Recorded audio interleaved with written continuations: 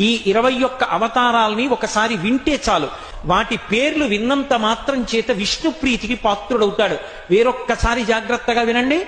మొట్టమొదట ఆదినారాయణుడు, సనకసనందనాదులు. దాని తర్వాత వచ్చినటువంటిది యజ్ఞవరాహావతారం.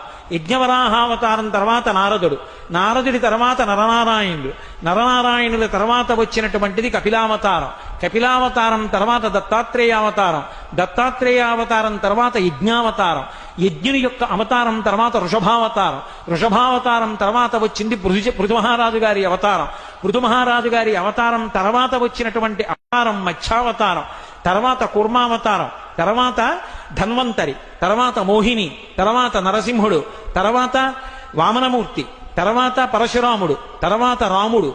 తర్వాత బలరాముడు. బలరాముడి తర్వాత కృష్ణ భగవానుడు. కృష్ణ భగవానుడి తర్వాత బుద్ధావతారం. బుద్ధావతారం తర్వాత కల్కి అవతారం. ఏకకాలంలో 2 అవతారాలు ఉంటూ ఉండొచ్చు వీటిల్లో. మొత్తం 21 అవతారాలు.